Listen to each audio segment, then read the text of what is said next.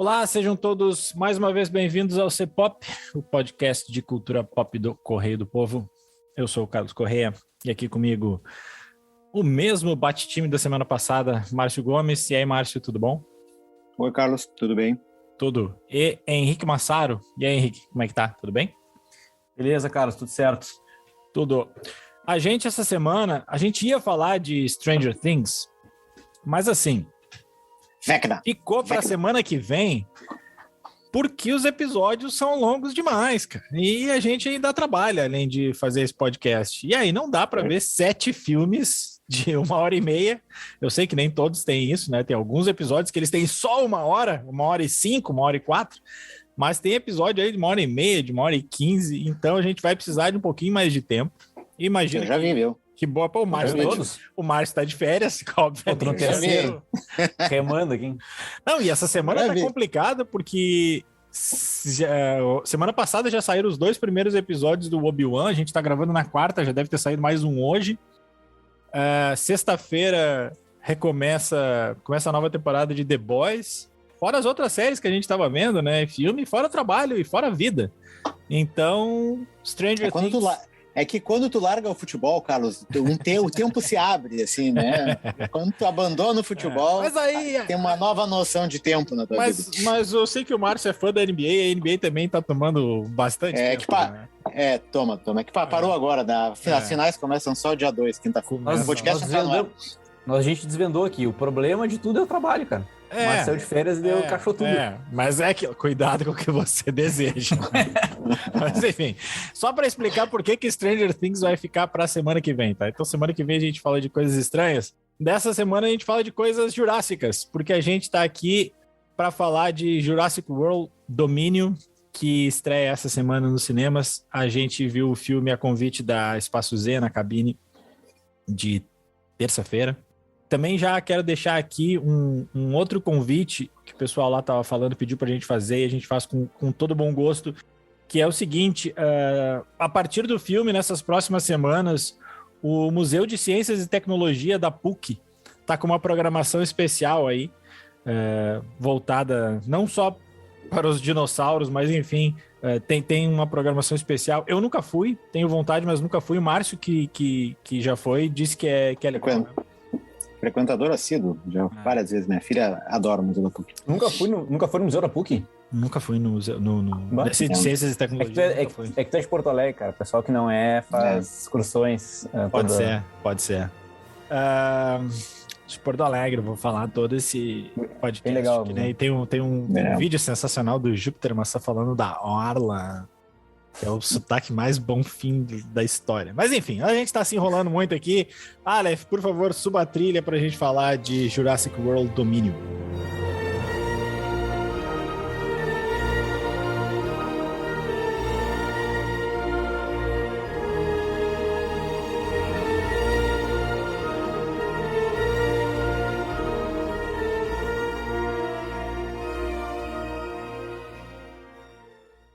Bom, Jurassic World Dominion é o terceiro filme da nova trilogia, né? A franquia começou lá nos anos 90, 93, né? Com o Jurassic Park, o filme clássico, que já é um clássico, né? Teve mais 2 sequências ali, aí depois ficou um bom tempo parada para voltar ali agora, faz alguns anos, com o Jurassic World, aí já com o Chris Pratt como o protagonista dessa história. Lá atrás não tinha um protagonista em si, mas os primeiros filmes era o Sam Neill, a Laura Dern e o Jeff Goldblum. E agora essa turma toda tá de volta no Jurassic, nesse novo, porque nos primeiros não estavam, né? No primeiro, o Jeff Goldblum acho que até aparecia, né? Mas era mais participação especial do que papel em si. Então agora tem meio que uma mistura desses 2 elencos aí, o elenco novo, principalmente na figura do Chris Pratt e da Bryce Dallas Howard, que, para quem não lembra, é a filha do Ron Howard, né, o diretor de Apollo, diretor de Apollo 13 e vários outros filmes. Ela é, inclusive, a diretora de um dos melhores episódios da temporada do Boba Fett ou do Mandalorian. Agora eu tô me confundindo. Acho que do Boba Fett, o episódio aquele que o Mandalorian volta. Eu acho que é dirigido por ela. ela manda muito bem também na direção. Mas aqui quem dirige é o Colin Trevorrow, que também fez o filme anterior, o Jurassic World, Mundo dos Dinossauros. Acho que é o primeiro. O outro é o Reino... Putz, eu acho tão ruim aquele filme que eu esqueci como é que é o nome dele. Reino Perdido, uma coisa assim. Enquanto a gente vai tocando o debate aqui, eu confirmo. Mas é isso aí. Esse é o terceiro filme da trilogia, que basicamente tem como grande atrativo juntar as duas gerações, a geração lá dos anos 90 com a geração nova. A trama, ela é muito nova, mas enfim, vou me basear, como sempre, nos resumos ali do IMDb, que às vezes são resumidos demais, né, como foi no Top Gun semana passada. Mas enfim, 4 anos após a destruição da ilha Nublar, os dinossauros coexistem com os humanos. Esse equilíbrio determinará se os humanos continuarão sendo os predadores dominantes em um mundo com as criaturas mais temíveis de todos os tempos. A partir disso, a gente sabe que tem uma empresa, um laboratório que, no fundo, diz ser bonzinho, mas que aparentemente não é tão bonzinho assim. E aí tudo se desenrola a partir disso. Mais adiante a gente fala na questão dos spoilers, mas isso já fica evidente desde cara nos primeiros minutos do filme. Então, aquilo, né? Vamos com as nossas impressões gerais e aí depois a gente vai entrando em algumas especificidades. Márcio? Eu começo. Então, o que a gente fala do Jurassic World? No filme do Tom Cruise, que a gente comentou semana passada, eu falava que estava na hora da gente abrir um período de nostalgia dos anos 90, né? E daí largaram o Jurassic World na nossa cabeça aqui. Cuidado com o que você deseja, de novo. E daí veio o Jurassic World, né? Que resgata um pouco da franquia que começou lá em 93. Eu confesso que não sou muito fã dessa franquia, me lembro do de 93, os outros meio que é um borrão na minha memória, alguns eu vi, outros não, então não tenho tão presente a mitologia, né, dessa franquia. De qualquer forma, o filme em si tem alguns momentos interessantes, assim, né? Não vamos destroçar o filme que nem os dinossauros destroçam as pessoas, assim, né? Mas tem alguns momentos interessantes, especialmente os momentos em que aparecem os dinossauros e tem as perseguições. Ali tem um momento, eu acho que, sem dar spoiler, assim, mas só citar um momento específico ali, que é uma perseguição de dinossauros, acho que em Malta, eu acho, se não me engano, que é um momento bem tenso e que até eu ficava prestando atenção também nas pessoas que estavam ali na cabine com a gente vendo o filme, ficava meio que todo mundo sem se mexer. Quando a cena termina, as pessoas meio que se contorcem na cadeira, não se contorcem, né, mas se soltam os músculos na cadeira, porque é um momento que te prende, assim, né, um momento de tensão do filme, e é um momento bem, em termos de ação, bem legal, assim, bem filmado, bem rápido, bem ágil e tal. O problema é que são poucos desses momentos em que os dinossauros assumem a frente do filme, né? Os dinossauros, para mim, nesse filme, eles meio que são um pano de fundo, assim como os zumbis são um pano de fundo no Walking Dead, se tornaram um pano de fundo no Walking Dead, assim. Tem toda uma história que tu precisa contar para poder juntar as duas gerações do filme, da franquia ali, que é a geração do Jeff Goldblum e da Laura Dern e a geração do Chris Pratt. Então tu precisa montar uma história para que essas gerações se unam no filme. E os dinossauros meio que ficam ali, circulando no fundo, volta e meia um come alguém, depois tem um embate ali, mas fica isso, assim, né? E a história meio que, sei, o roteiro meio que não se sustenta, assim, quando a gente começa a entrar a fundo, assim, na parte em que a gente começa a elaborar um pouco mais de por que tudo aquilo ali está acontecendo, né? Eu não sei se a gente fala disso agora, né? Um pouco começa Segura. Daí tem um vilão, que é como todo vilão agora, que é sempre são uma mistura de multibilionários tecnológicos, né, que são os grandes vilões da atualidade. Então o cara ali é uma mistura, tem a cara do Tim Cook, o visual do Steve Jobs e a mente maligna do Elon Musk. Então eles fazem essa mistura, que já tinha sido uma mistura que já aparecia naquele filme da Netflix, o Não Olhe para Cima, e agora de novo está aparecendo no Jurassic World. Então é meio que um template que Hollywood está usando como super vilão de filmes de filmes de ação. E mesmo o plano maligno dele é um plano maligno que não fica muito claro, assim, né? Que é um negócio dos gafanhotos gigante ali, que não se resolve muito bem na história.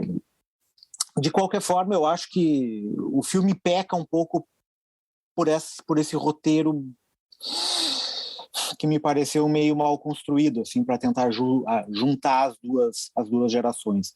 E mesmo a história da menina, que é, enfim, o ponto central da história ali, né, que é enfim, sequestro ali, que precisa do DNA da menina para chegar num ponto, no final também, no final da história, me pareceu meio perdido, porque, enfim, depois no final eu comento o porquê que eu achei que não faz muito sentido toda a questão do resgate da guria e que é o ponto central da trama. Assim. Enfim, vale pelos poucos momentos de ação que a gente tem com os dinossauros, mas a história em si e os clichês das frases dos roteiros, as cenas montadas e tal, é aquele filme de Hollywood que a gente conhece já há muito tempo e que, sei lá, não traz grandes novidades. Assim. Uma boa diversão de pipoca, diria. Só não digo que não é um filme de sessão da tarde, porque tem muito dinossauro comendo pessoas. Assim, então, para sessão da tarde, eu acho que não daria. Né? Mas por umas 8 horas da noite... Ali, tela quente. Um tela quente vai, assim, né? E é um pouco longo demais, né? 2 horas e meia, né? Sei lá, podia ter reduzido uma meia hora dessa história ali, já ajudaria. Henrique, que eu sei que também achou o filme longo, como todo mundo que viu esse filme, já emenda daí. Durou quase o período Jurássico inteiro o filme, para ser sincero. Gente, hoje acho que a gente não vai discordar em nada, assim, né? Porque, sabe, quando eu tava assistindo, durante o filme, eu fiquei pensando algumas vezes assim, putz, até quando que uma mesma história pode ser espremida, assim, para tentar trazer algo novo sem conseguir, né? Mas quando eu saí do filme, mas eu acho que quando eu saí do filme, eu acho que uma pergunta melhor a ser feita, na verdade, não é nem essa, é assim, quantas histórias diferentes dentro de um tema original podem ser levantadas sem que elas vão para lugar nenhum, né? Eu acho que é um pouco isso que, na verdade, que esse filme faz, assim, porque ele apresenta uma premissa original, apresenta uma premissa inicial ali, lendo a sinopse, que é o seguinte: pela primeira vez a gente vai ver que o homem já não é mais o maior predador do planeta, os dinossauros estão vivendo entre nós já, não é só mais no parque ou na ilha e tal. E aí ele apresenta essa premissa que poderia gerar coisas interessantes, um filme mais de terror, de repente, e ele meio que abandona ela. Ele levanta a questão da guriazinha ali, que vai ser enfim, não entrando em spoilers ali, né, mas que ela tá por trás de alguns planos ali e tal, tenta causar um efeito dramático com ela e não vai para frente também. Ele pega a questão da nostalgia, que a princípio seria, né, também umas coisas principais aqui, e eu acho que não funciona muito também. Ele deixa para momentos muito, muito separados, assim, e propõe interações entre os personagens da franquia anterior com essa que não funcionam muito, não geram muita empatia, assim. Então, eu acho que é muita bola levantada para pouca solução, assim, para pouca continuidade. Até essa questão, uma das questões que apresenta bastante, né, que tem a ver com essa premissa inicial, que é da questão do coexistir, né, todos os seres vivos do planeta, poderia ser algo interessante também de ser trabalhado, mas fica de uma forma muito superficial, assim, tenta dar uma conclusão para isso também que não funcionou muito. E a questão da nostalgia, claro, acaba sendo meio inevitável de comparar com... Não tem nada a ver as histórias dos filmes, né? Mas de comparar com o Top Gun, porque está muito fresco ainda na memória. Se alguém pode talvez acusar a Top Gun de fazer a nostalgia muito... mergulhar demais nisso, fazer muito igual ao primeiro filme. A gente até falou um pouco sobre isso, mas ninguém pode acusar de levantar uma bola e não ir nela até o fim, né? Nesse filme parece que faz isso com todas as questões que levanta, assim. Podemos ir por aqui, mas não vamos, agora nós vamos pegar outro caminho. E fazendo isso em 2 horas e meia, acaba sendo muita bola levantada sem conclusão.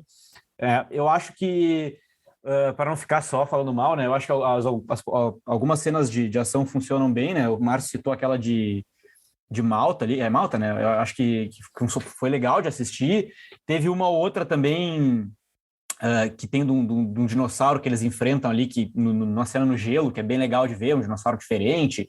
E os dinossauros lutando entre si, né, com os efeitos que existem hoje, é sempre uma coisa legal de ver ali pelo entretenimento, mas que para a história, no fim, a história como um todo acaba atrapalhando esse tipo de cena, assim, porque ela não parece que não vai para lugar nenhum.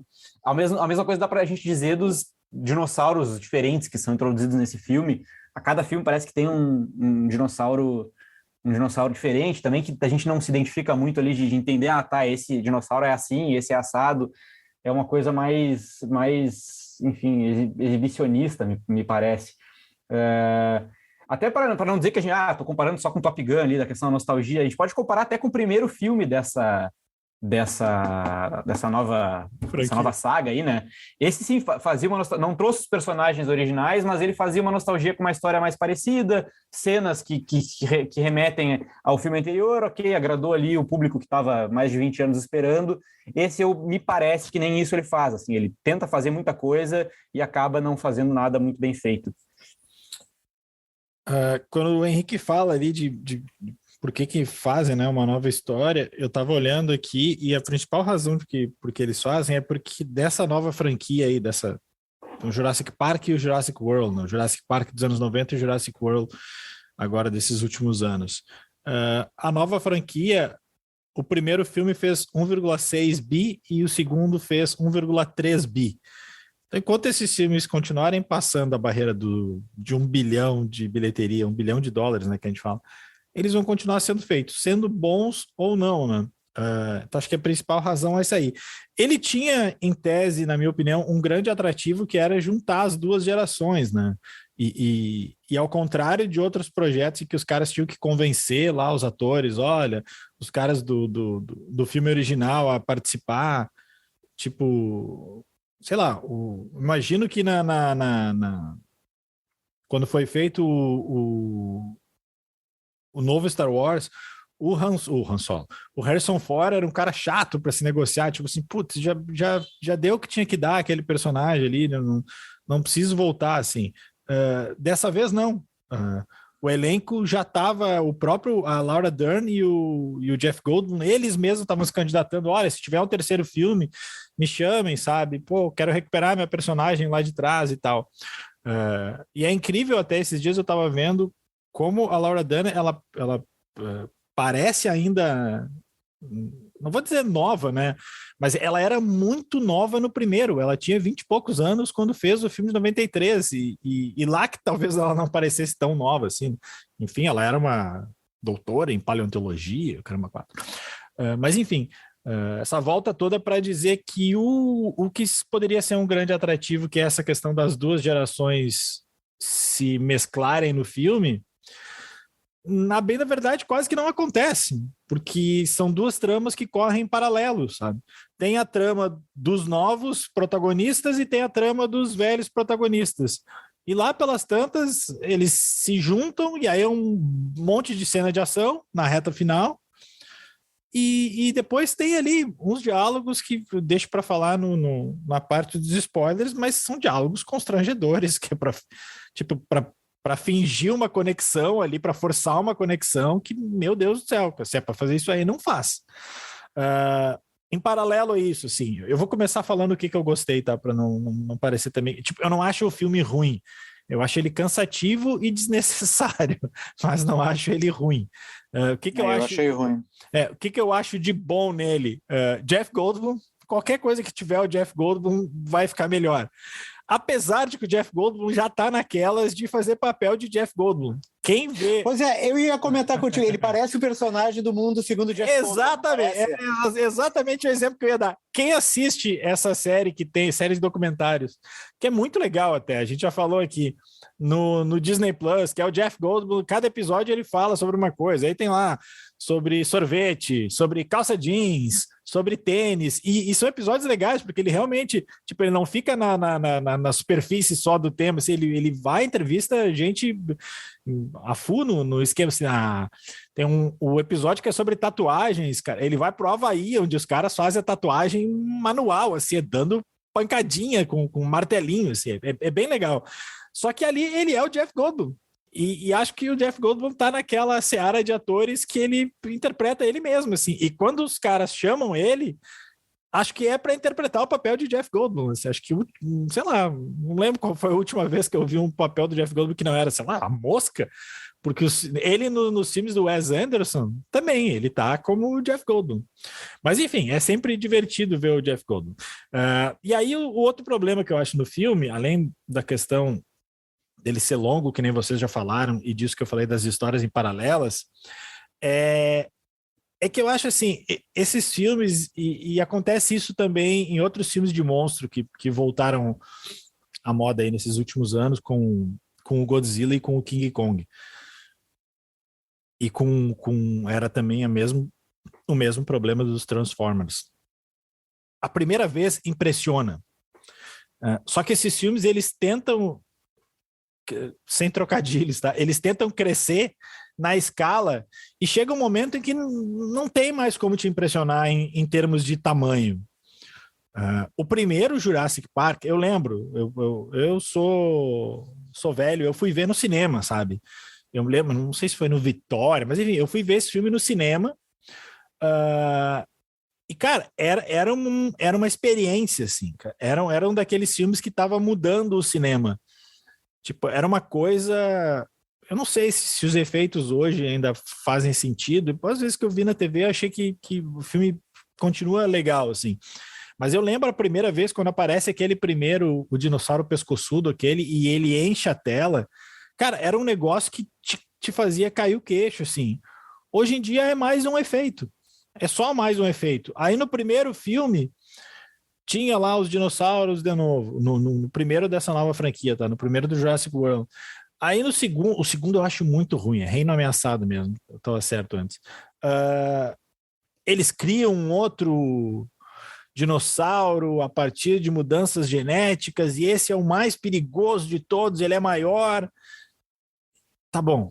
Aí vem o outro filme e agora tem um maior ainda, que ele é o gigantossauro. E a bem na verdade é só um outro dinossauro um pouco maior que os outros, que vai brigar com o T-Rex no final, porque todo filme do Jurassic Park, eles brigam, tem uma briga com o T-Rex, que é meio que a estrela do pelotão, assim. Então não... Sabe, não tem mais como surpreender. E esse filme ele não traz nada de novo, sabe? A história o roteiro é fraco e eu acho que o diretor não pode nem falar muito porque ele assina também o roteiro.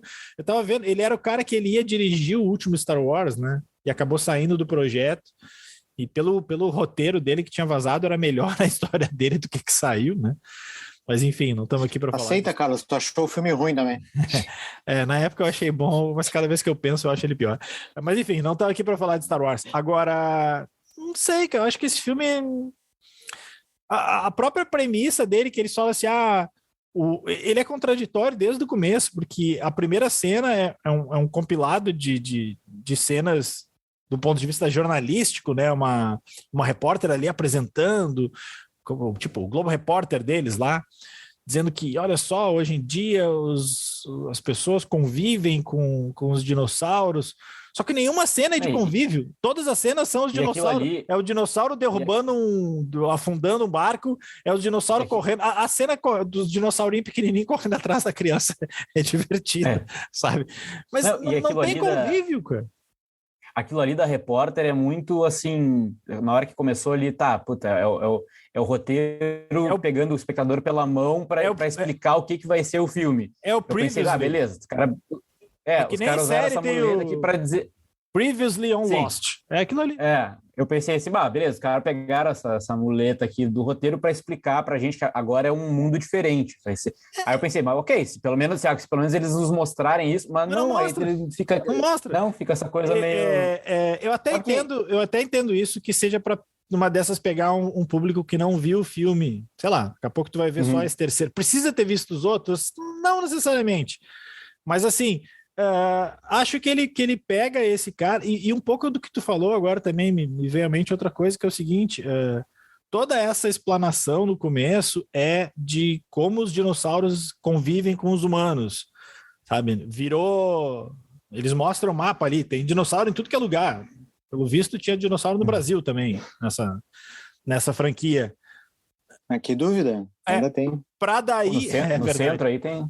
Para daí eles pegarem e centralizarem todo o filme numa montanha isolada na Europa. Sabe? Onde não tem nenhum... Ele é totalmente isolado. Tanto que uma das soldadas lá diz, ninguém vem aqui. É um santuário. Um santuário também... aí o cara que fez esse mesmo santuário é o cara que está por trás da parada dos gafanhotos então, ali. Assim, ele é contrário... Ele é contrário à história do... Ele é contrário justamente à premissa de que existe um convívio. Sabe?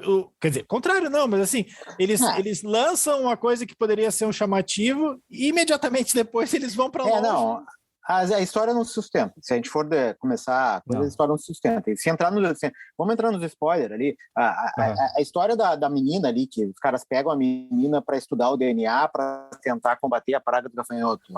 Tipo... Depois, todo o resgate da guria para tirar a guria da mão dos estudos lá, sabe? Não se sabe nem que tipo de estudo vão fazer com a menina também. Se é um estudo que vão ter que dissecar a criança ou se é um estudo que vão pegar só a saliva dela. Não se sabe. Isso não fica claro no filme. Depois, no final, que resgata a guria, o cientista diz, posso continuar te estudando? Sim! Tipo... então toda a história do filme não faz sentido, né? Não, e assim, ó, ele tem uma outra questão, assim. Então, poderiam ter batido na porta do cara e disse, podemos estudar a criança? O filme é que nem o Caçadores da Arca Perdida, que tu tira o Indiana Jones e o final é igual. Eu não sei, sabe? Eu não sei se quem é essa nova geração que é fã, não sei exatamente qual é o perfil desse fã dessa nova franquia. Daqui a pouco tem uma galera muito apaixonada por esses novos filmes, assim. Mas mesmo assim, eu fico me perguntando se para alguém os efeitos dramáticos ali, as conversas que esses personagens novos têm enquanto família ali, eu amo você, você é muito importante para mim, se isso funciona com alguém, assim. Porque achei muito fraco. O filme fica 1h30 fazendo isso, sem nem apresentar praticamente os personagens antigos ali, fica só nesses novos, investindo num clima, assim, entre eles que é chato, não funciona, é meio brega. Já que a gente está falando de spoilers, é constrangedor o momento em que o Sanil beija a Laura Dern. Porque eu pensei assim, não, eles não vão fazer isso, eles não vão fazer isso, eles não vão fazer isso. Fizeram, cara.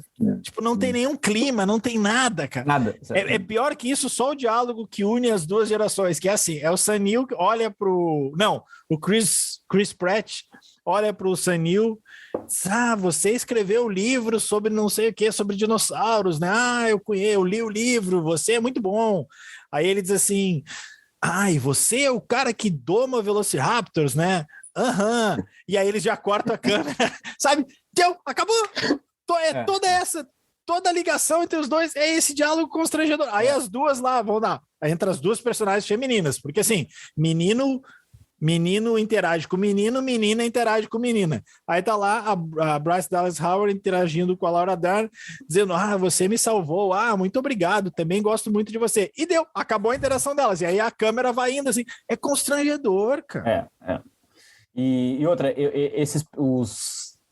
claro, eu não me identifico assim com esses novos, com os antigos personagens antigos, não é que não posso dizer assim, marcaram minha infância, assim, não é uma franquia que tenha tanta importância assim para mim. Eu assisti os filmes todos ali da década de 90, depois, enfim, tinha uma relação assim era uma coisa que eu, por mais que não seja um grande assim fã de todos eles, era uma coisa que eu esperava para ver como é que eles vão ser introduzidos, como é que eles vão interagir, e é uma coisa meio jogada, assim, não tem nenhuma, sabe, o único, como tu falou antes, o único que funciona ali enquanto alívio cômico é o Jeff Goldblum, né, ele sim, as piadinhas dele, ok, legal, mas ele demora a entrar no filme cerca de 1h30, eu acho. Mas até as piadinhas eu achei fraca, sabe? Tem uma piadinha que ele faz em relação ao Jurassic World ali, que é... Ele disse que não viu o Jurassic World, deixou passar, que é uma meta piada. O Chris Pratt deu uma... Autorreferência demais. O Chris Pratt deu uma entrevista dizendo que o filme era para ser tipo uns Vingadores, né? Para unir fazer esse crossover. Mas tá mais pra Liga da Justiça, assim, né? Mais pra filme da DC tá mais pra Esquadrão tão perdido. Essa questão que o Carlos comentou da tecnologia, né, de impressionar pelas imagens, é uma coisa que eu me lembrei, tem o Robert McKee, que é o cara escreveu uns livros de roteiro, Story, mais conhecido, assim, se popularizou bastante. Ele é tipo um consultor de roteiro de Hollywood, ajudou bastante a Pixar e tal. Eu vi umas entrevistas dele, uma coisa que ele falava, assim, que é um pouco do que acontece aqui, eu acho. Quando surge uma nova tecnologia que dá para ser usada no cinema, não é que isso tenha surgido nesse filme, assim, mas acontece uma coisa que é um pouco parecida. Os primeiros filmes que vêm geralmente não são tão bons assim, porque tá todo mundo tão empolgado em usar aquela tecnologia, mostrar o que dá para fazer em termos de imagem e tal, que se esquecem um pouco do essencial, que é a história, né? Então fica uma coisa que impressiona assim, mas não marca tanto assim, né? E Mas aí me parece que... Mas acho que nesse caso é o contrário. É o efeito inverso. É o efeito inverso, isso. Tipo assim, não tem mais como impressionar pela tecnologia. A diferença é que mas eu acho que tem um diretor como Spielberg não tem. É que eu acho que aí é um pouco, na verdade, a falha não é tanto a tecnologia, não é nem as cenas de ação, ali a falha é o roteiro mesmo. Né? Eu acho que isso quer dizer. Eu acho que nesse caso, quando tu vai fazer um filme desses, assim, que tu não tem uma história, ou porque tu não quer fazer, ou porque tu não consegue fazer, cara, aposta nas cenas de ação. Então transforma o filme num filme inteiro de ação. Me parece, sabe? Tá. Sei lá, é que nem aquela história de filme pornô com história ou sem história, sabe? Faz um filme pornô sem história, sabe? Faz um filme de ação só com cenas de ação, porque é o que vai funcionar, porque não adianta tu querer criar e construir toda uma trama e que no final ou porque tu não tem o tempo suficiente que tu gostaria para poder unir de forma satisfatória todos esses personagens. Talvez se tivesse transformado em uma série de 12 horas, se eles não tivessem tempo para desenvolver a história em 2 horas e meia, né, que talvez fosse se fosse uma série, tu tivesse 8 horas e 10 horas para amarrar todos os arcos que tu deixou pendurado nessa produção, né? Então aposta naquilo que tu consegue fazer bem ali, que é explorar essas cenas de ação, as cenas em que tu consegue colocar mais dinossauro, que é o que todo mundo quer ver no filme, né? E talvez os furos do roteiro não ficassem tão evidentes assim, como a gente conseguiu ver ao longo dessas 2 horas e meia, né? Porque das 2 horas e meia, eu não contei, não cronometrei, mas imagino que mais de 1 hora é tentar ajustar e juntar esses dois arcos da trama aí, que é o arco do Jurassic World e do Jurassic Park. O Spielberg já deu várias mostras de como tu dirige um filme desses, assim, né? Para além do Jurassic Park, né? Eu gosto muito do primeiro e eu sou uma das poucas pessoas que gosta do segundo. Eu gosto do Mundo Perdido, aquele. Acho que tem uma cena lá que o vidro vai quebrando que é muito boa. E o primeiro eu acho sensacional. Achei que tu não gostava do segundo. Não, eu não gosto do segundo dessa nova. Dessa. Não, eu só para complementar, o que eu quis dizer antes era justamente isso, assim, me parece às vezes que nesses filmes assim, parece que o pensamento é o seguinte, assim, o roteiro não tá tão bom, mas dane-se, a gente tem um monte de cena legal, de efeitos especiais interessantes, isso vai ganhar... Eu entendo, e essa questão de que vocês estão falando de aparecer mais, mas eu não sei, talvez eu pense diferente. Eu acho que, e aí, por isso que eu queria citar o exemplo do próprio Spielberg, e vale tanto para o primeiro Jurassic Park, quanto eu acho que vale para o Tubarão. No Tubarão, demora um tempão até aparecer o Tubarão. Quase metade, o Tubarão só vai aparecer lá pela metade do filme, assim. Ele aparece, aparece eu ia dizer o crime, ele matando a mulher ali no começo e tal. O tubarão em si, ele vai aparecer lá adiante. O próprio Jurassic Park, até aparecer o dinossauro grande, lá se vai uma boa parte do filme. Quando o teu elemento para surpreender, tu mostra ele logo de cara, esse aqui é isso aí. A cena inicial é o maior dinossauro de todos, que depois não vai aparecer mais, né? Que é aquele do mar ali, virando um cargueiro. Tipo, tu já botou o teu maior bichão de cara lá. Tu já jogou a tua maior carta, tu já botou na mesa de cara. Tu botou teu as de cara na mesa. Mas isso que tu comentou do primeiro Jurassic Park, por exemplo, a imagem incrível que tu tem, a nova tecnologia que tu tem servindo à história, né? Ela se encaixa à história, e aí sim, não o contrário, né? No Tubarão ainda é uma coisa diferente que acontece, porque eles não tinham a tecnologia para fazer um tubarão perfeito ali e tal na época, e aí entra a mão do artista, né, do diretor, de tipo assim, vamos não mostrar, né, vamos usar a trilha, vamos usar os silêncios aqui para que o público crie na cabeça dele, assim, tem coisas que são essenciais, assim, que não mudam, pode surgir qualquer tecnologia que for, a boa história ainda é a boa história, né? Acho que é mais ou menos isso. E tem duas outras coisas também, né? Tipo, o primeiro Tubarão foi o primeiro blockbuster da história do cinema, né? Tá. Então era uma novidade. O Jurassic Park também foi o primeiro filme da franquia. Então também era uma novidade. Esse é o dinossauros. Tu conseguia fazer uma surpresa. Assim. Agora, por mais que tu mostre um dinossauro do tamanho da Terra, né? Tipo, não vai ser uma grande novidade mais, né? Tu já viu dinossauros enormes, né, em todos esses filmes, assim. Então nada vai surpreender o público nessa questão, assim. Então o cara tem que trabalhar com outros elementos ali para poder trazer algum tipo de novidade, que esse filme não traz, né? Não é na novidade que tu vai prender, tu vai ter que trazer alguma outra coisa. A novidade é a união das gerações que não acontece. Ele segue investindo em cenas muito parecidas, assim, né? A cena do dinossauro chegando a pessoa presa, assim, o dinossauro chegando de lado, com o olho ali, ele não vendo o periférico. O lance do laser ali é pra matar, né? Tu bota o laser é assim, tem uns dinossauros que eles nem estão olhando pro laser, cara. Agora que a gente tá na imagina na decisão da vaga das eliminatórias africanas para a Copa do Mundo. Eles largaram um laser no Salah. Imagina o dinossauro atrás do Salah.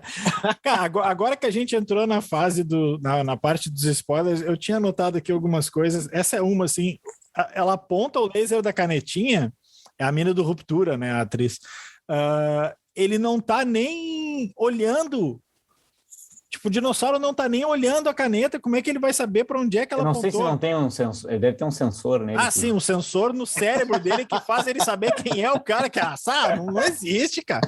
Não existe tanta mentirada. E assim, outras decisões que eu não entendo do filme, assim, a hora que o avião tá caindo.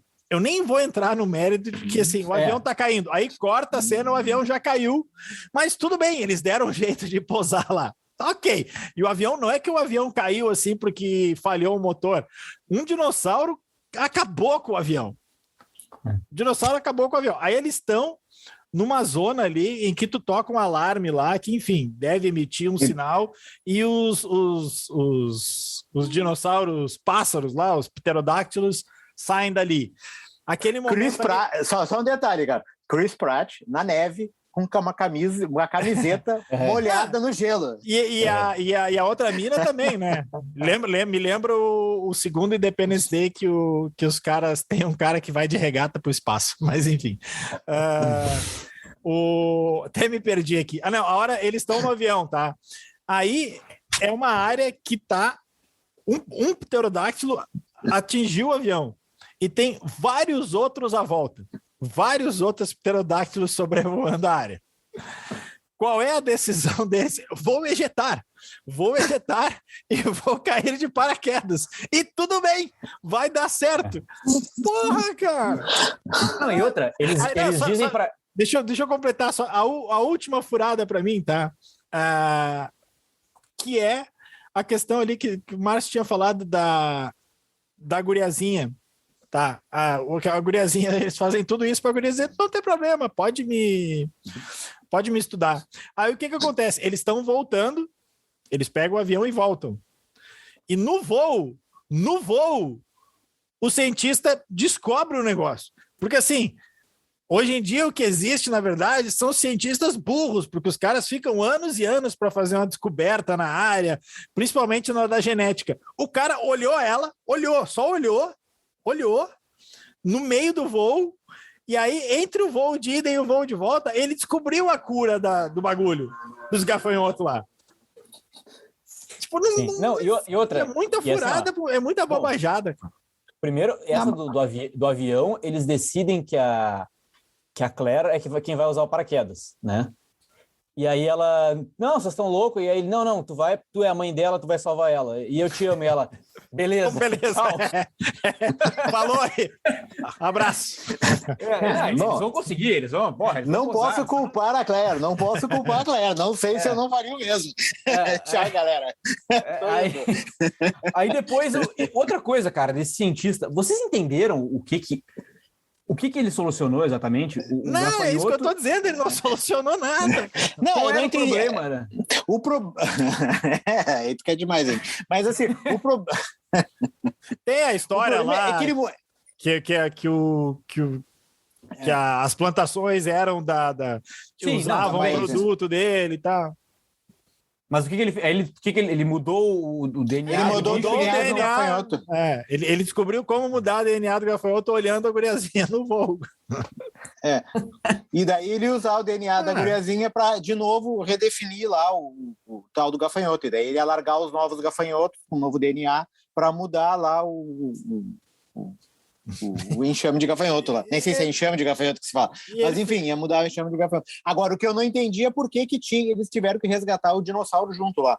Porque depois eles soltaram o dinossauro. Pelo jeito, o dinossauro que eles pegaram não servia para nada. Era para dar tamanho ainda. Tem outra coisa. Mas por que a Biosyn pegou o dinossauro? Porque depois ele resolveu decidir dar só a guria. Não é porque era porque o dinossauro se autorreproduzia. Também ok. Mas aí ele conseguiu só... Mas depois eles soltaram o dinossauro e ficaram só com a guria. Então, quer dizer, no fundo não precisava do dinossauro. Tem uma outra coisa que, cara, como aqui é só quem tá nos ouvindo, obviamente não tá nos vendo, né?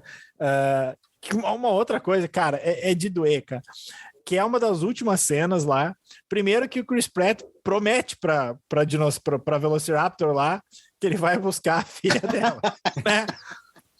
Mas isso diante do apóstolo, você prometeu pro dinossauro. E aí, o filme tira sarro disso mesmo. Tem que dar esse crédito. Tipo, o filme tira sarro. Ele prometeu pra dinossauro e a dinossauro só faltou fazer um ok. Aí ele volta, ele entrega. Cara, é uma sequência de cenas constrangedoras. Aí ele entrega de volta a filha lá da Velociraptor. Aí, cara, aí ela tá indo embora. Aí ele fica olhando para ela, aí ela vira, olha para ele como em agradecimento. Só faltou ele pegar a dinossauro. Só faltou o dinossauro falar no filme, era um mashup com o Planeta dos Macacos. O próximo passo para esse filme é isso, ou fazer um mashup com Transformers ou com o Planeta dos Macacos. Não falta mais nada. O mundo que o Hyperloop é funcional, né? Não tem muito o que dizer. Não, dá, cara. O Hyperloop funciona no mundo Enfim, eu tô louco para falar das dicas, justamente que é para fazer um link com esse filme aí. Vocês têm mais alguma coisa ou já podemos ir para as dicas? Não, podemos ir para as dicas. Acho que a gente já riu bastante. Então. O filme não é uma comédia, mas a gente riu bastante. Aleph, suba a trilha aí, vamos para as dicas.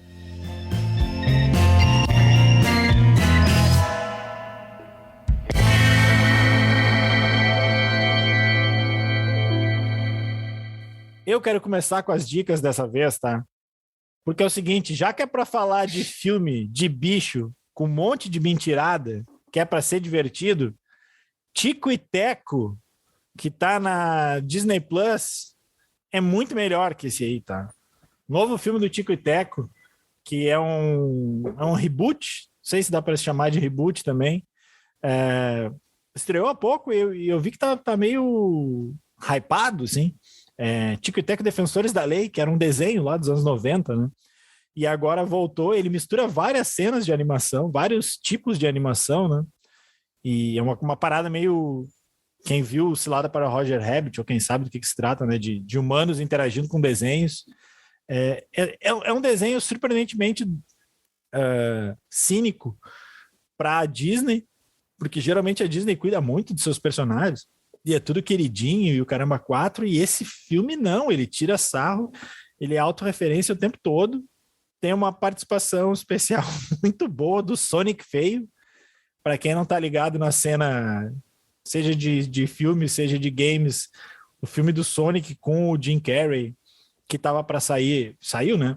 Antes do lançamento, no primeiro trailer, a primeira versão do Sonic era muito feia, e ela foi absurdamente rejeitada pelos fãs, a ponto dos caras terem que refazer todo o filme, pelo menos as partes do Sonic, para fazer um Sonic novo, mais bonitinho. E eles pegaram aquele Sonic feio, e aquele Sonic feio aparece no Tico e Teco com o nome de Sonic feio.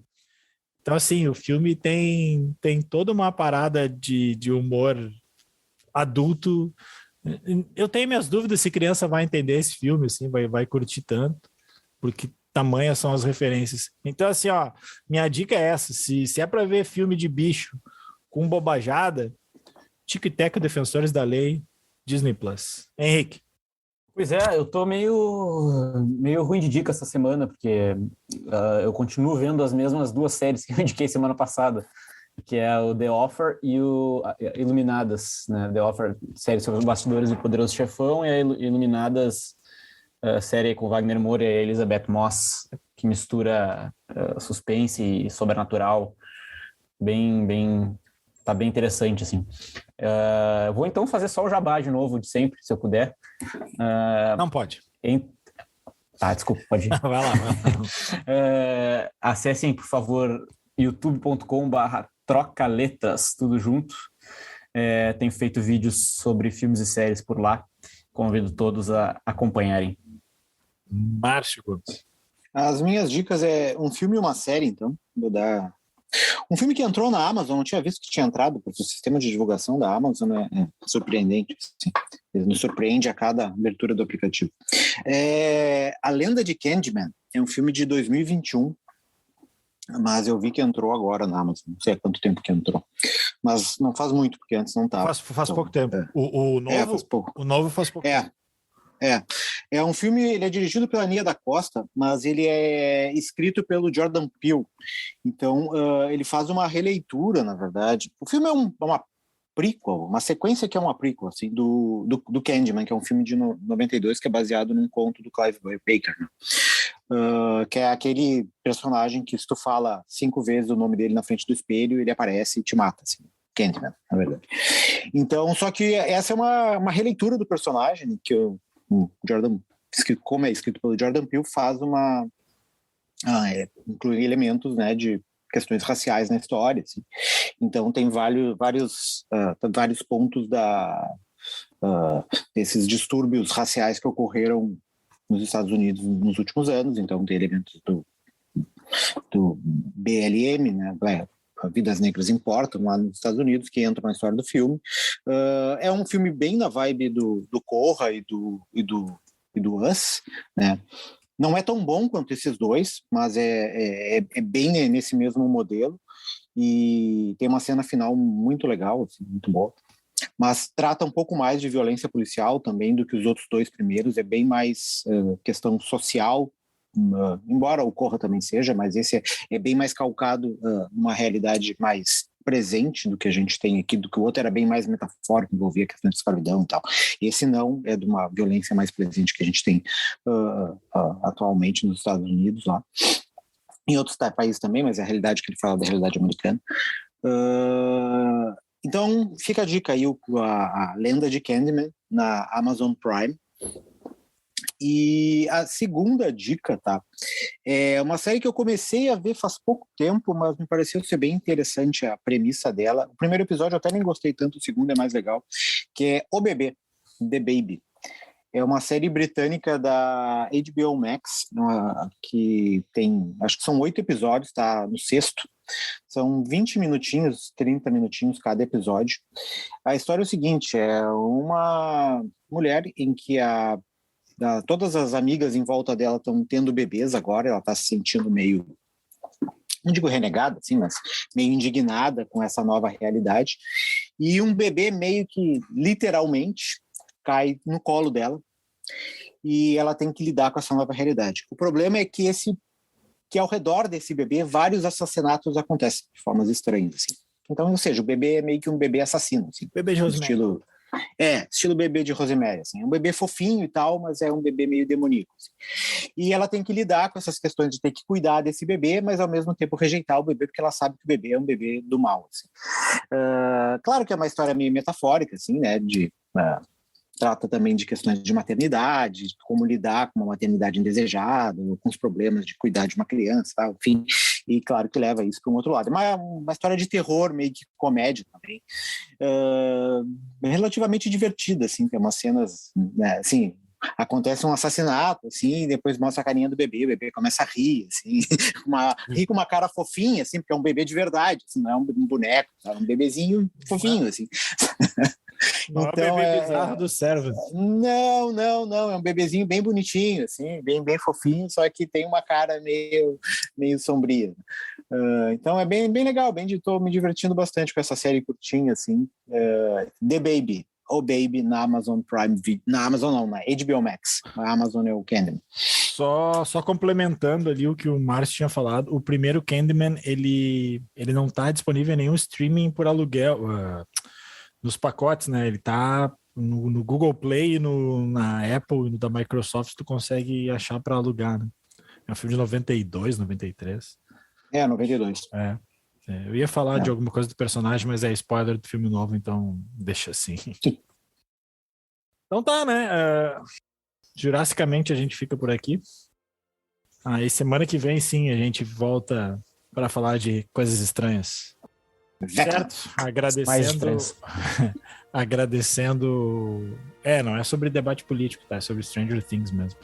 A gente vai ficando por aqui, agradecendo a presença do Henrique e a edição do Aleph Alencar, certo? Até semana que vem, um abraço, tchau.